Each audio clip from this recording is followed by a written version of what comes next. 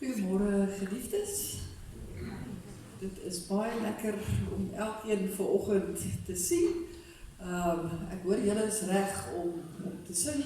So ons gaan met lied 419 gaan ons begin waar ons sê omdat hy leef, sien ek kans vir môre, omdat hy leef, verdwyn my grootste vrees. En dit wat daarop volg is eintlik 'n aangrypende lied. Kom ons sing die hele lied saam.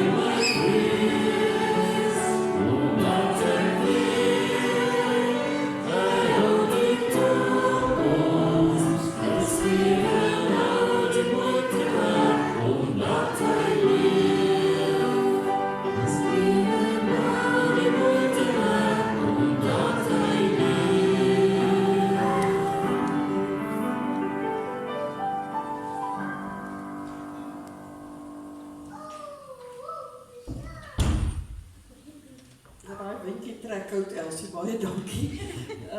Lied 122 het eintlik nie eers aankondiging nodig nie. Ons ken dit baie goed. Die beruiming van Psalm 23, die Here is my herder, niks sal my ontbreek nie. Kom ons sing albei die verse.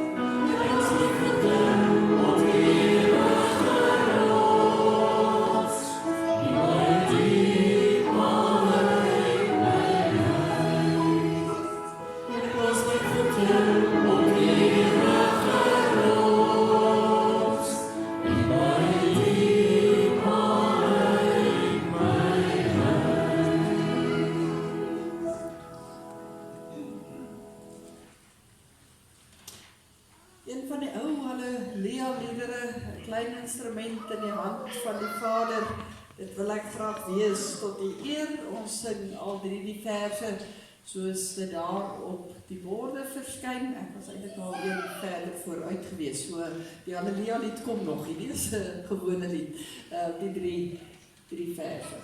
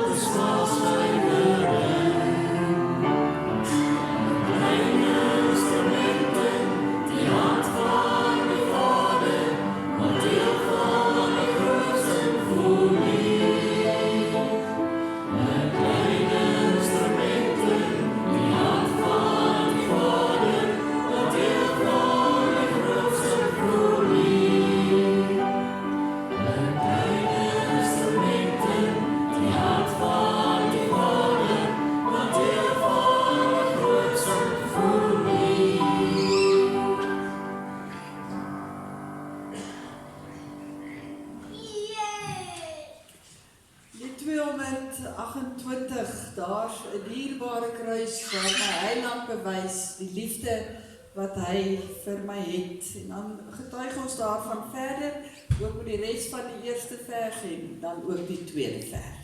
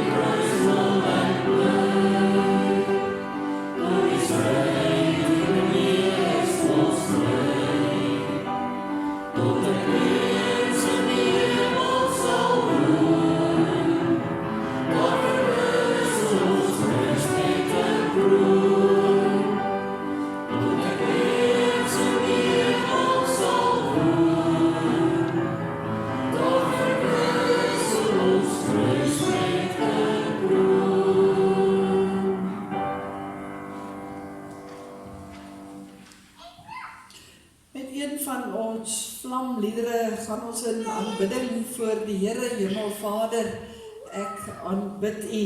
Ons buig neer voor die Here. Ons kniel voor hom terwyl ons sing. Aan die koning van die eeue bring ons al ons lof. Ons sing hierdie lied want daar net een vers is, sing ons 2 keer saam.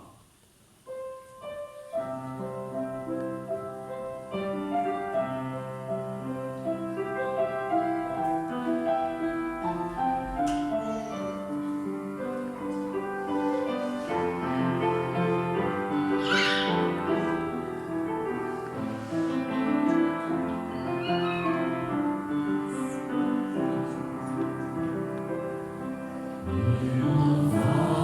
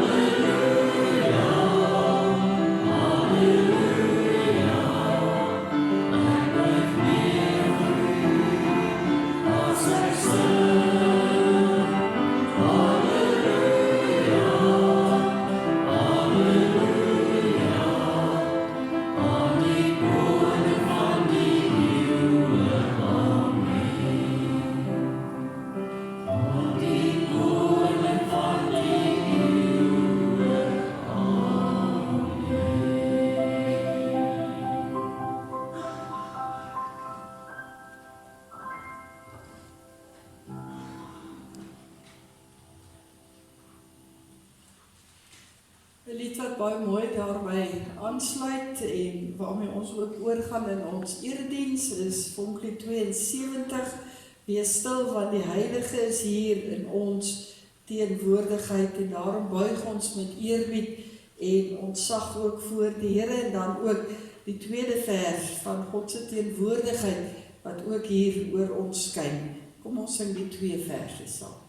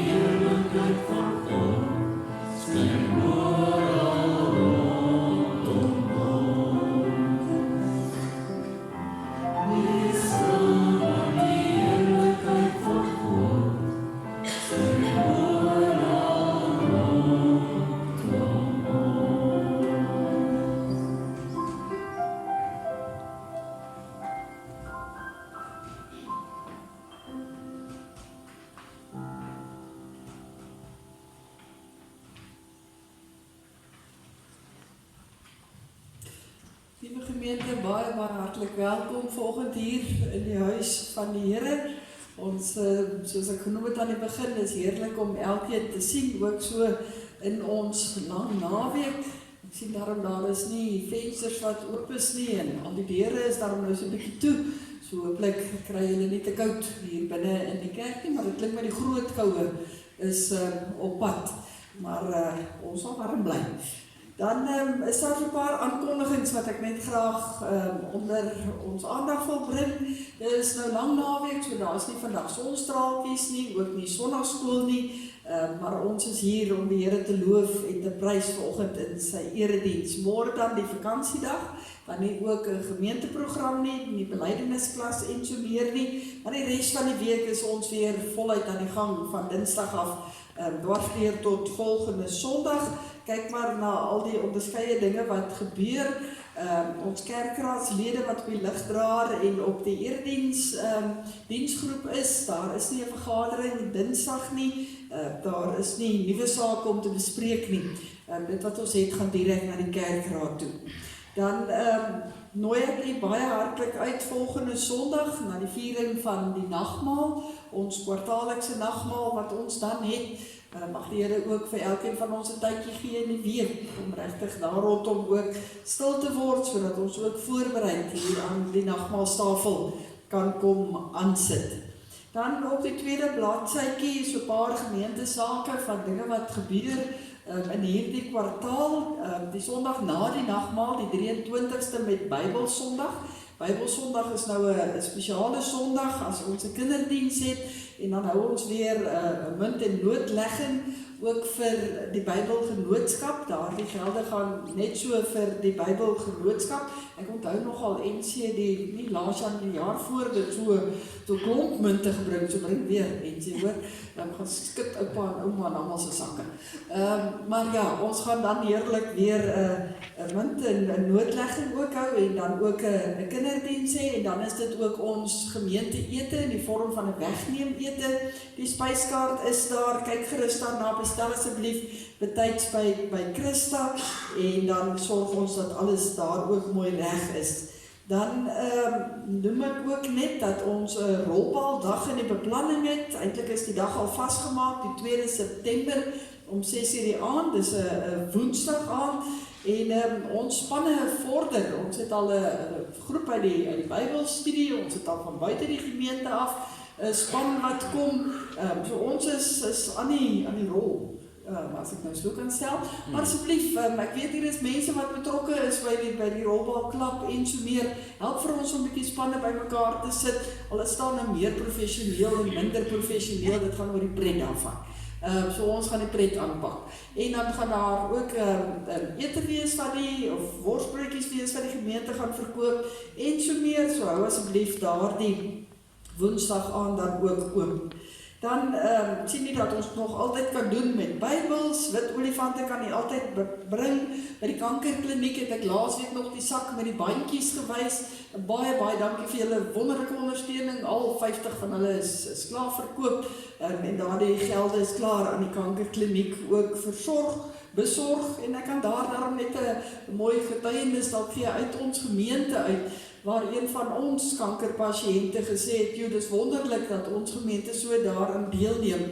Dit betaal 1 keer. Die kankerkliniek het hulle petrol betaal 1 keer Klerksdorp toe en terug." So dit wys net, so help ons eintlik vir mekaar. Deur net 'n armbandjie te koop, maak ons deel van 'n groter opset wat ons ook die Here se werk kan doen. Op die gesoekdeel kan ek dalk net vra, een van ons lidmate het al 'n geruime tyd terug geval en in die proses het haar selfoon gebreek.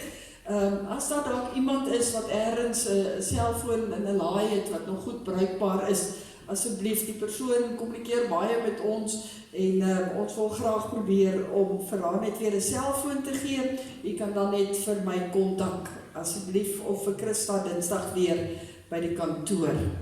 Ek gaan net dit uitlig op die 2de bladsytjie, kyk maar na die res van die dinge wat daar is. Ek wil so 'n paar oomblikke stil staan net by ons gebedsversoeke.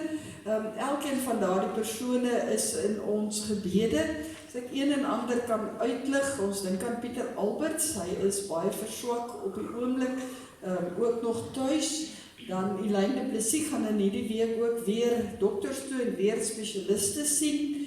Dan Jenny, ons is baie bly jy is hier vanoggend by ons en ons glo en vertrou jy is op die wenpad. Mag die Here vir jou elke oomblik vorentoe dra ook. Dan Koos gaan nog vir een behandeling ook in die komende week en hy het ook die operasie gehad waarvan hy herstel. Andrei Meton is tans nog in die hospitaal. Hy het 'n vorm van geelsig. Charlotte, vir julle nog steeds baie sterkte. Ons bly aan julle ook dink. En dan Willie Rode is gister geopereer, hulle het die abses by sy long verwyder. So ek wou gister sê hy so op die groepie nog laat gister, hy mag ook verskoning, toe wou ek vir hom sê hy mag nie 'n selfoon in die intensief hê nie, maar toe bly ek maar stil. So maar kom ons bid asseblief vir Willie en Lizaan, dis maar baie bekommerd oor mekaar. Callie gaan een van die dae vir 'n hartprosedure, so ons dra hulle almal op aan die Here. Daar is ook groot hartseer in ons gemeente en ons dink aan elkeen van die geliefdes wat daar weer geraak word. Dit ons almal is al bewus van Tannie Rina Joubert se afsterwe. Dit was verlede maandag, afgelope maandag en ons het reeds haar diens gehad ook nou donderdag. Maar ons dink steeds aan Groewe en ook aan Michelle en dit is dan ook Magda Albert se suster. So ons dra hulle aan die Here op. Tannie Rita Gersbach, dis nou 'n stukkie soet en suur saam. Tannie Rita Gersbach het verhuis mos na haar kinders, daar na Bennie toe, maar sy het intussen nou weer terug verhuis, sy bly hier by Marita, maar sy het ook groot hartseer, en ek sit nou die stief regtig in hakkies, net om die konteks reg te hou. Oom Ben se dogter, Annette, is oorlede. Sy en Tannie Rita was baie naby aan mekaar gewees, so ons bid ook vir Tannie Rita in die tyd. En dan ook hier in ons midde, Marina, met die verlies van jou vader, mag die Here vir julle as 'n gesinnetjie en ook as 'n familie bly toevou. Ek weet jou pa was baie lank siek, maar mag hy julle ook vertroos. En daar oor Jan Nordman se diens is dan Woensdag 11:00 vanuit die gereformeerde kerk, of soos ons oor die algemeen sê by die doppers. So, maar sterkte ook vir julle. En dan ook nog hartseer is Erika Pretorius, ook hier in ons midde vanoggend, haar skoonmaat aan die Isie Pretorius, wat al die tyd eintlik maar nog lidmaat is hier by ons, is ook gisteroggend oorlede, so Erika, baie sterkte vir julle, en met al die reëlings wat ook nou getref moet word. Ons glo die Here sal dit ook in sy hand neem, dan die Isie se begrafnis sal ergens in die week ook hier vanuit ons gemeente wees. Dan weet ons van baie huise wat deurloop, met wintersiektes, met ander dinge. Christa se pa, oom Vaan, het weer bronchitis, hy is een van die waarna ons dink, so kom ons dra mekaar en ons versorg mekaar, ook in moeilike tye. Ons gaan stil word, en dan gaan ons 'n paar oomblikke net in stilte wees, en dan roep ons die naam van die Here aan.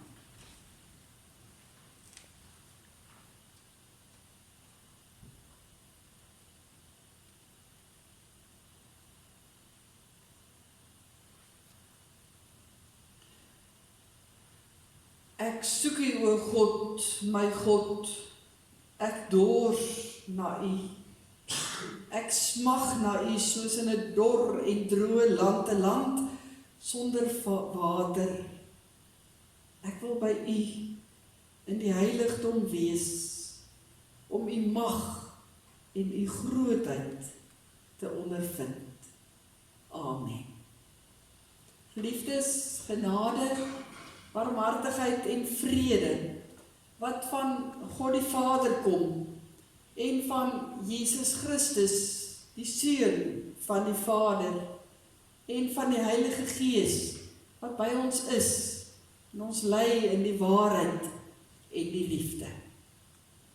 Kom ons sing 'n loflied, 'n pragtige loflied, lied 547, waar ons saam met gelowiges oor die aarde vandag sê, alle volke klap jou hande, juig tot eer van God. Al is daar baie swaar kry, bly ons juig in die Here. Kom ons sing staan in die eerste vers en ook die derde vers.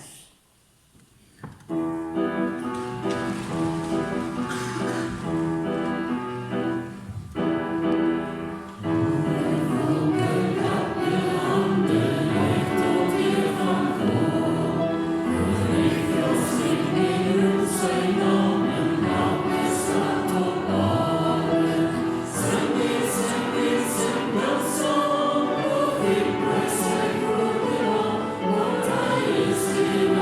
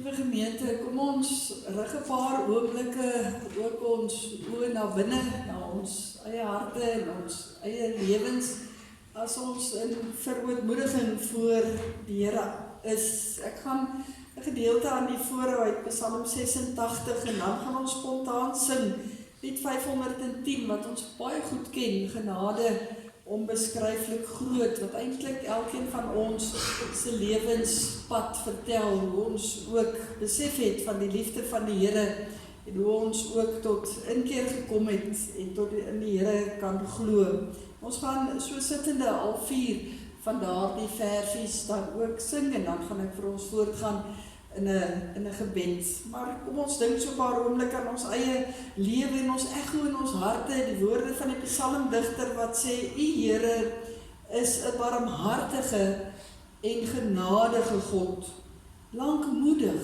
vol liefde en trou. En dan vra ons, sien my, U dienaar van my geboorte af in genade aan. Gee U my tog krag en red my. Maak my 'n voorbeeld van U goedheid, sodat die wat my haat verleë moet toesien, dat U Here my help en my altyd uitkoms gee.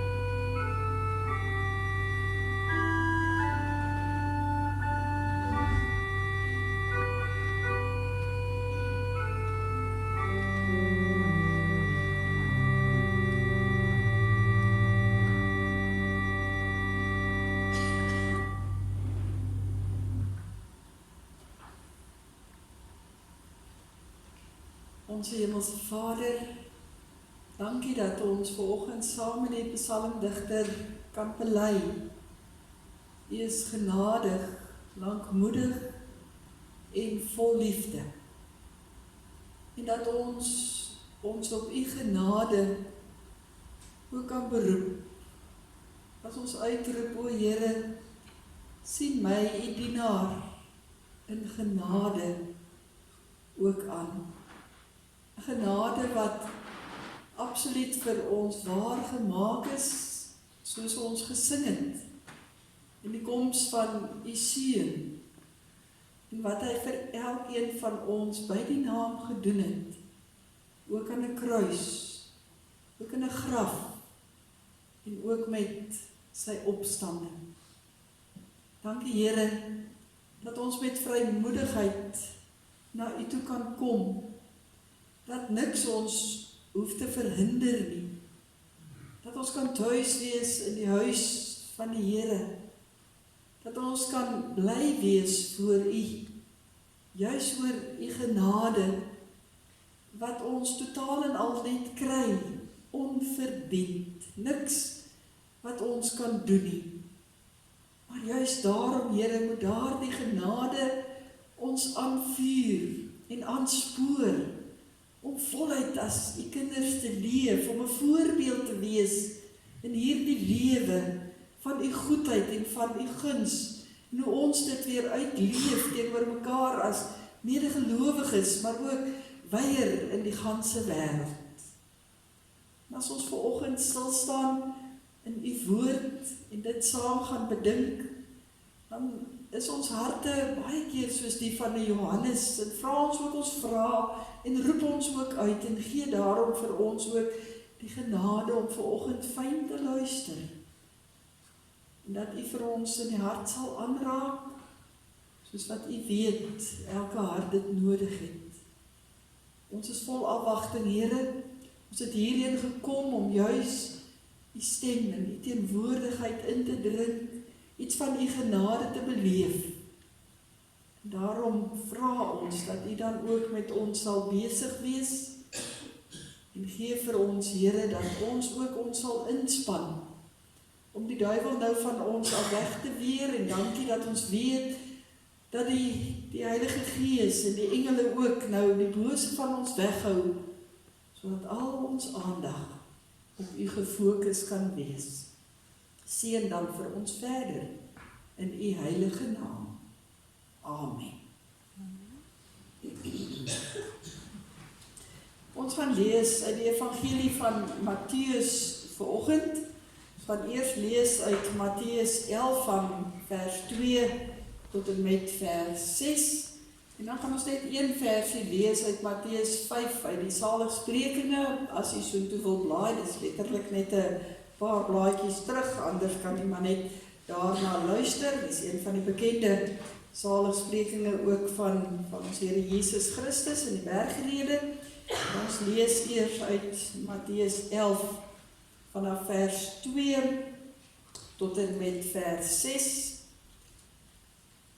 Dit vorm 'n aparte gedeelte onder die opskrif vir Jesus en die vraag van Johannes die Doper. As jy die plekkie het so in die Bybel of op die selfoon, kom ons lees saam daar by vers 2. Johannes het in die tronk gehoor wat Christus alles gedoen het. Net toe deur sy volgelinge 'n boodskap aan hom gestuur om hom te vra, is u die een wat sou kom, of moet ons 'n ander een verwag? Jesus antwoord hulle, gaan vertel vir Johannes wat julle hoor en sien. Blindes sien, lammes loop, melaatses word gereinig, dowes hoor, dooies word opgewek, en armes word die evangelie verkondig. En gelukkig is elkeen wat nie aan my begin twyfel nie. Ons gaan net hierdie stukkie lees, hulle toe teruggegaan en vir Johannes daar die boodskap gaan gee, maar Johannes se vraag hier by vers 3, is u die een wat sou kom, of moet ons 'n ander een verwag? En En dan in hoofstuk 5 lees ons net vers 10. Vers 10 waar die Here sê, as ek net by die regte vers, geseënd is die wat vervolg word, omdat hulle doen wat reg is, want aan hulle behoort die koninkryk van die hemel. Geseënd is die wat vervolg word, omdat hulle doen wat reg is, want aan hulle behoort die koninkryk van die hemel. Tot sover uit die woord van die Here. Geliefdes in ons Here Jesus Christus, Johannes. Ek dink ons almal weet daarom so ietsie van Johannes af. Johannes die doper, wat eintlik 'n kind van die woestyn ook was. Iemand verooptes. Maar nou, as ons hier saam lees, dan sien ons dan bevind hy hom op totaal 'n ander plek. Naamlik in 'n baie klein vertrekkie toegesluit in die tronk. Ons wat so 'n bietjie van Johannes die doper se geskiedenis ken, sal dadelik dalk saamstem dat ons wil frons, omdat Johannes hier in die tronk sit, toegesluit sit. En sal ons dalk wil sê, maar Johannes verdien eintlik seker 'n bietjie beter as dit. Hy wat dan nou die voorloper van Jesus Christus was, hy wat vir Jesus aangekondig het in hierdie wêreld, hy wat die wonderlike voorreg gehad het om vir Jesus te doop, hy wat meedoenloos ongeonderbroke verkondig het die bekering in Jesus Christus. Hy is die ene wat bereid was om selfs iemand so magtig van daardie tyd vir koning Herodes ook aan te spreek. Juist daarom sit hy nou hier in die tronk, omdat hy sy lewe vir die Here gegee het. En dit laat ons nogal wonder.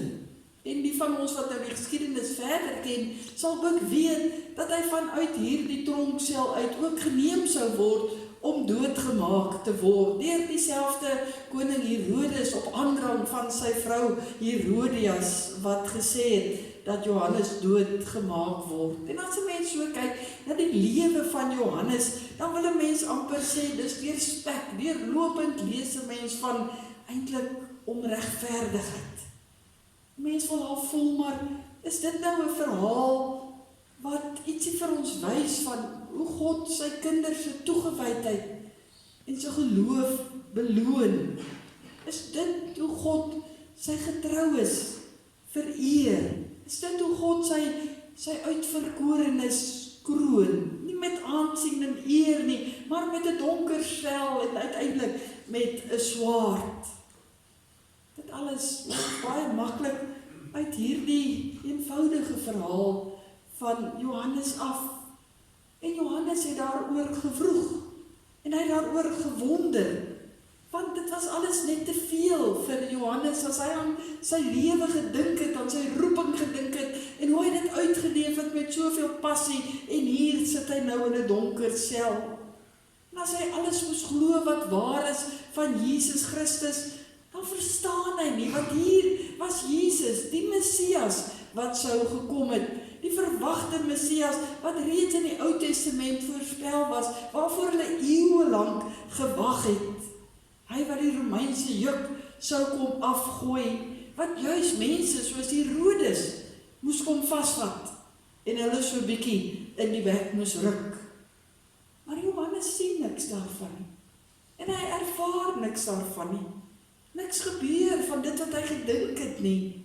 Alles bly eintlik presies dieselfde. Ja, Jesus die Messias is hier.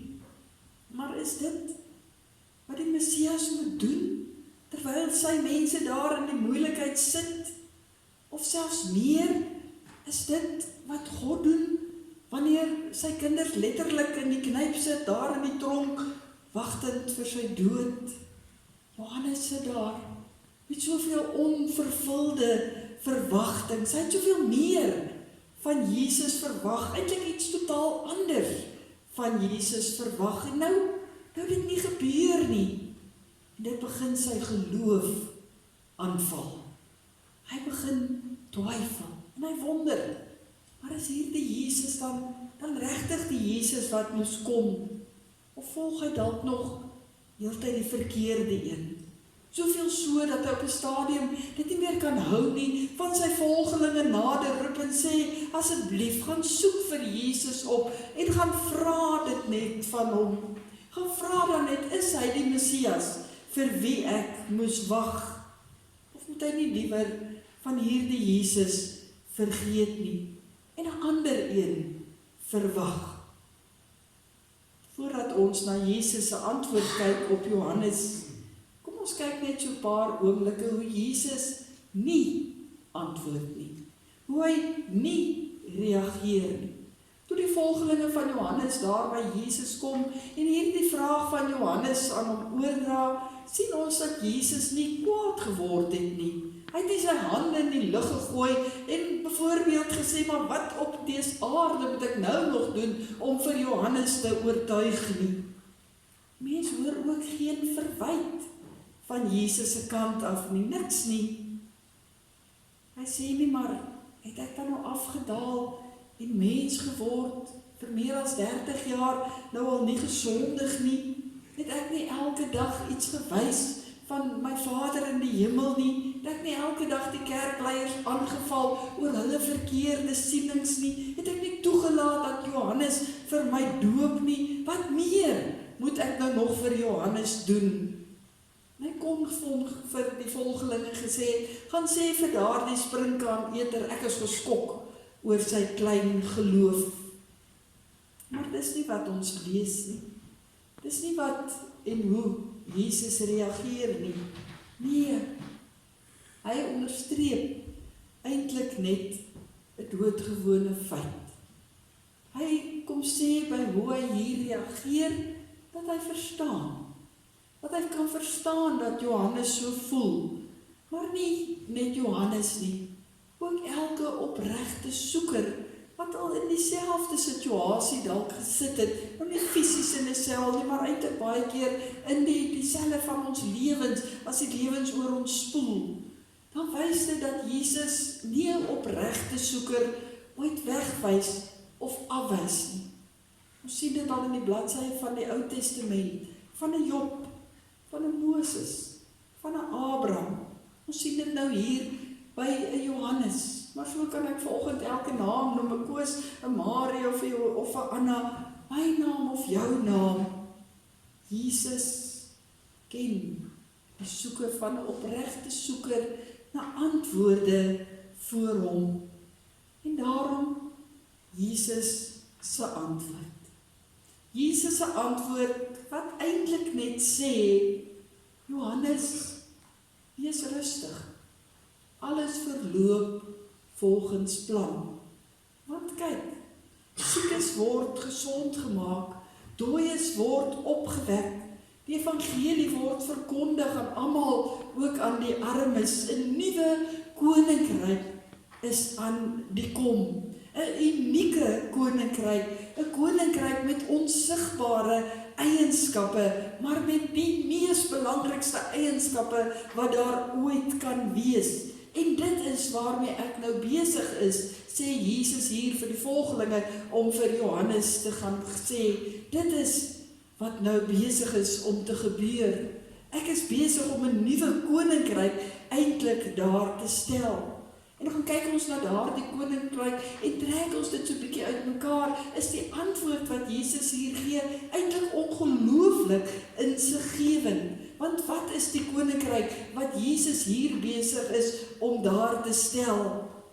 Die eerste eienskap van hierdie koninkryk, sê Jesus, is dat blindes en lammes en melaatses en dowes almal genesing ervaar.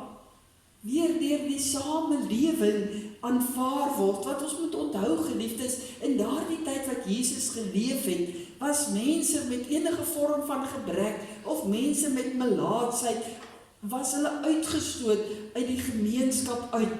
Hulle was nie aanvaarbaar gewees vir enige mens nie. Ongelukkig ook so was hulle nie aanvaarbaar gewees vir die kerk van daardie tyd nie. Hulle kon nie naby die tempel kom nie, want hulle was onrein verklaar. Hulle was volgens die mense van daardie tyd nie eers vir God aanvaarbaar nie. Daarom was hulle weggestoot en uitgestoot. En het die mense van daardie tyd gedink, enige vorm van siekte of van gebrek, het God ook aan hulle onttrek.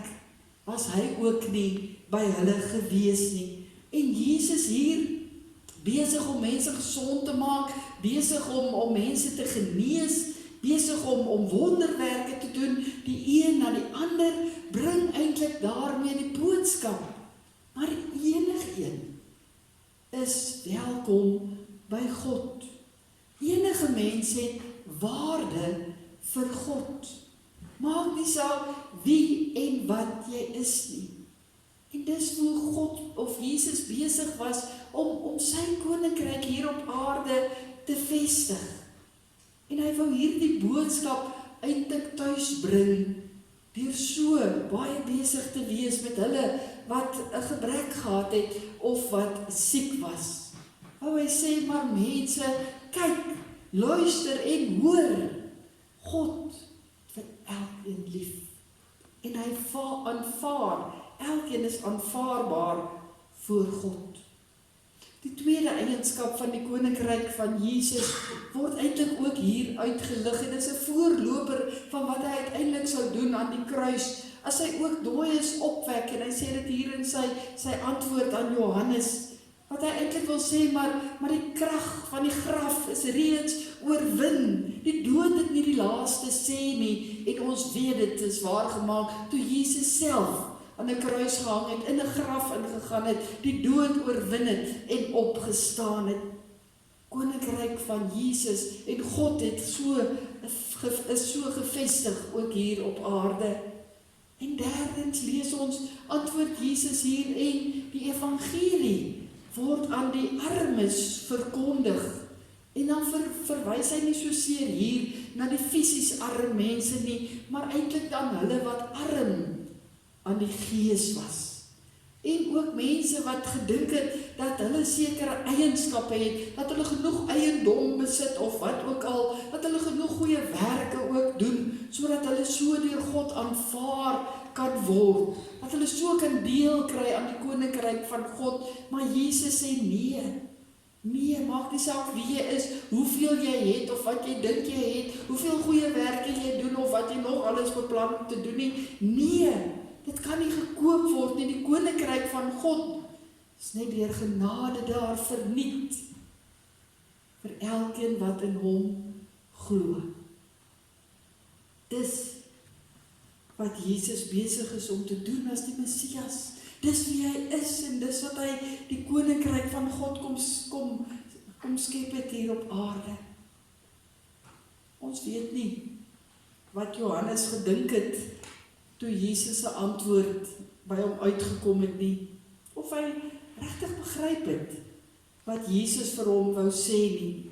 Gelukkig is dit nie vir ons die belangrikste vir oggend nie. Vir ons die belangrike is dat ons kan weet wat Jesus ook vir oggend met elkeen van ons praat, dat sy antwoord aan Johannes die Doper ook die antwoord is op dit wat ons baie keer vra in hierdie lewe. En dan dat die probleem nie lê by Jesus se optrede of by God nie, maar baie keer by ons wat nie reg kyk nie, wat nie met 'n geloofsoog kyk nie. Die probleem lê nie daarin dat God swyg nie. Nee, die probleem lê by die vraag wat Johannes vra. Die fout lê nie aan God se kant nie, maar die vraag lê eerder by Johannes, wat nie kan insien en wat ander dinge verwag as wat God besig is om te gee. Johannes wou antwoorde hê op sy aardse probleme, daar waar hy op daardie oomblik gesit het, terwyl Jesus besig was om hemelse probleme op te los. Johannes wou 'n oplossing hê vir die hier en die nou onmiddellik, terwyl Jesus besig was om 'n oplossing te gee, nie net vir die hier en die nou nie, maar ook vir môre en vir oormôre tot in alle ewigheid. En juist dit is die moeite werd om te onthou, die volgende keer wanneer ons vra, maar Here, hoekom bly U stil? Hoekom kry ons ons nie antwoorde nie? Hoekom moet ons so lank wag? Want Johannes die Doper se vraag is eintlik ook maar ons vraag. Vrae wat gevra word wanneer gelowiges swaar kry onder ongelowiges. Wanneer iemand vra wat 'n stap in die regte rigting neem, net om daaroor verwyd te word. Wanneer ons 'n goeie daad doen, net om daarvan die gevolge weer te moet dra. Wanneer iemand sterk standpunt inneem, net om daarna verguis en uitgelag te word. En so kan ons aangaan vanoggend. Dan val die vrae soos reendruppels oor ons neer. En vra ons, maar God, as U dan goed is, hoekom moet ek so seer kry? Here, as U regtig bestaan, hoekom is nie nou hier vir my in hierdie situasie nie? Wat het ek gedoen om dit te verdien? Het U nie dalk 'n fout gemaak nie, Here? Moes dit nie iemand anders gewees het nie? Waarom word ek as regverdige wat die regte pad probeer loop, dan so swaar getref? Ons ken hierdie vraag. Dis maar net Johannes se vraag in 'n ander vorm. Ons gebruik net ander woorde. Johannes het gevra vir onmiddellike guns en dadelik 'n oplossing. Jesus gee ewige oplossing. Net soos ons baie keer ongeduldig is en wil hê die Here moet nou dadelik tog net optree. God sê, my kind, ek is besig met 'n baie groter prentjie as wat jy ooit kan sien. Dit beteken nie dat ek nie nou in die hier en nou by jou is nie, maar ek weet waarin ek met jou op pad is. Ek sien jou swaar kry, ek sien jou pyn, ek sien alles, maar weet, ek is by jou, elke oomblik. As daar nou een was, wat met verwyte kon loop, dan sou dit sekerlik Jesus Christus kon wees. Jesus wat presies geweet het hoe dit voel om gestraf te word vir iets wat hy nie gedoen het nie, waaraan hy nie skuldig was nie. As daar nou iemand is wat weet wat dit beteken om te sê, dit is daarom nie reg nie, dan is dit Jesus. Want dit was nie reg wat die mense aan hom gedoen het nie. Toe hulle hom op hom gespoeg het, toe hulle hom met hulle monde vervloek het, toe hulle hom laat swaar kry het, spykers deur sy hande laat gaan het. Dit was nie reg nie, maar dit het gebeur.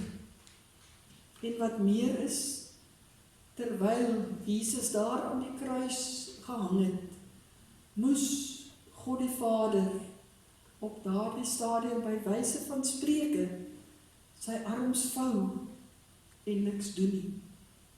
Terwyl Jesus uitroep daar aan die kruis, moes God sy rug draai op sy seun. Moes hy sy ore sluit vir 'n noodkreet toe sy seun besig is om te sterf. Moes hy maak asof hy nie sien hoe die wêreld se sonde op Jesus afkom nie. Was dit reg? Nee. Was dit regverdig?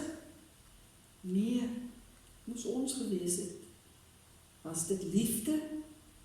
Ja, dit was liefde.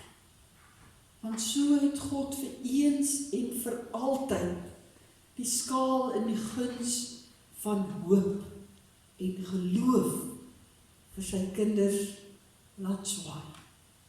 Het hy ons deel gemaak van hierdie koninkryk wat hy graag vir almal daar wou gestel het.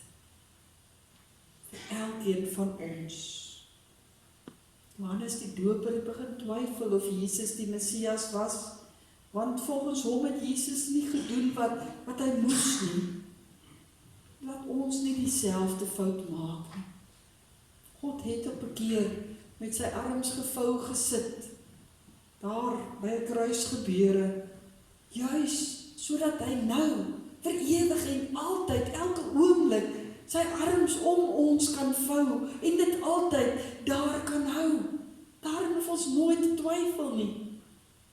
Sy arms is om ons, en as ons mooi kyk, en mooi daarop fokus, dan sal ons raak sien, ons sal dit ervaar.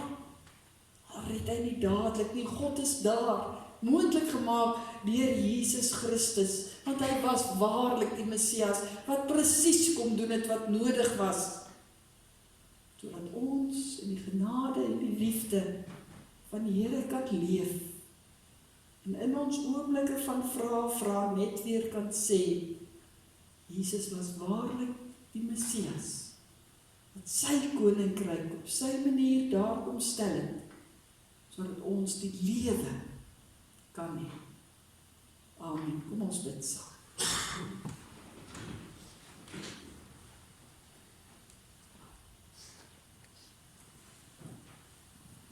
Ons Hemelse Vader, wanneer die gebrokenheid van hierdie wêreld oor ons voel, en dit vir ons as u mensekinders ook tref,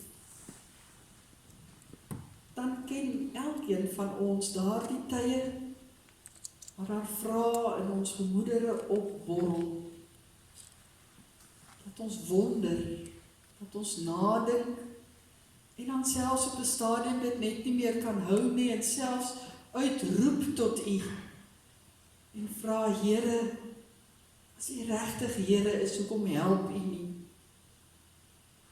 Dankie vir die voorbeeld van Johannes. Johannes wat ons sien as een van u getroue volgelinge, wat regtig vir u verwag het as die Messias, as die een wat 'n nuwe koninkryk sou kom bou. Maar wat daar in 'n tronksel sit, binne sy eie swaar kry en die dood in die oë kyk, en ook dan vra, maar waar is u? En dankie vir die antwoord wat u vir Johannes gegee het. Want daardie antwoord was nie net vir hom nie, dis vir elkeen van ons wat daardie tye van onsekerheid ken.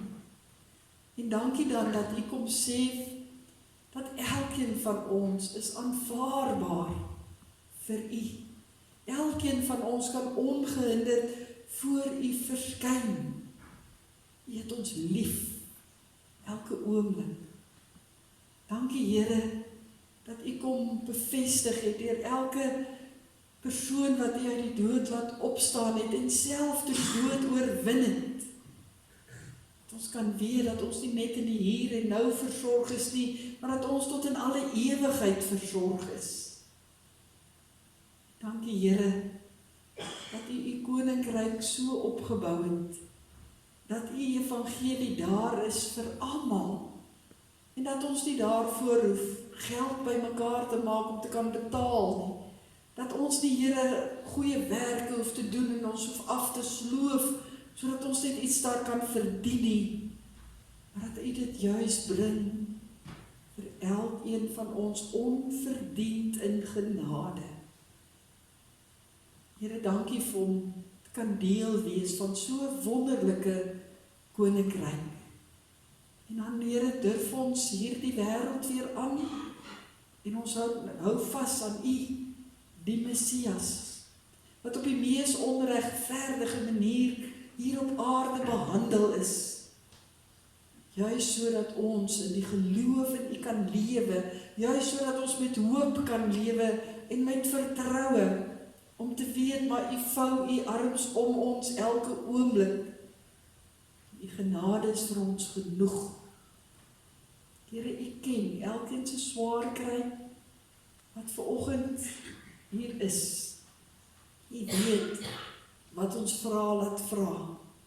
U ken hulle, Here, wat nou in 'n bed vasgekluister is, in 'n hospitaal lê. Here, hulle wat moedeloos is en regtig nie meer weet watter kant toe nie.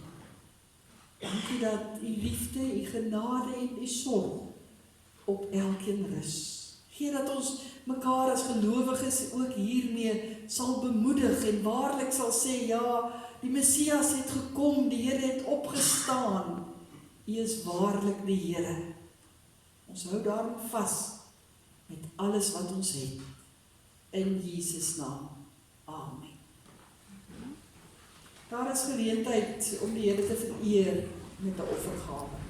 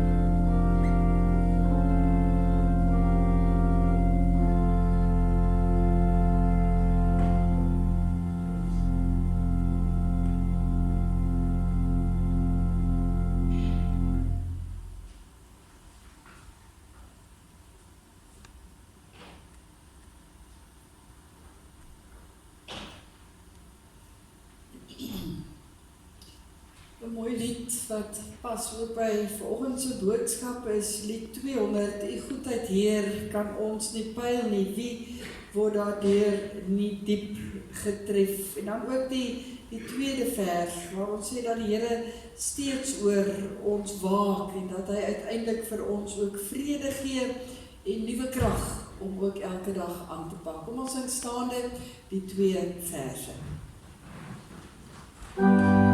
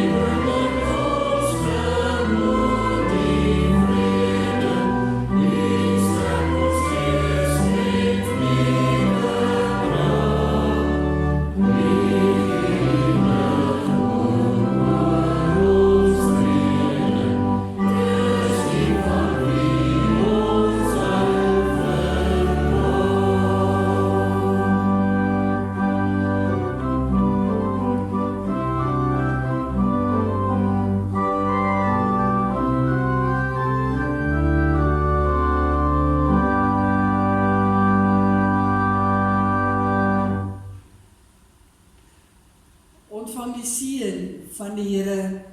God die Vader sal U altyd lief hê. God die Seun sal U altyd genadig wees. God die Heilige Gees sal U altyd vertroos en U in sy waarheid lei.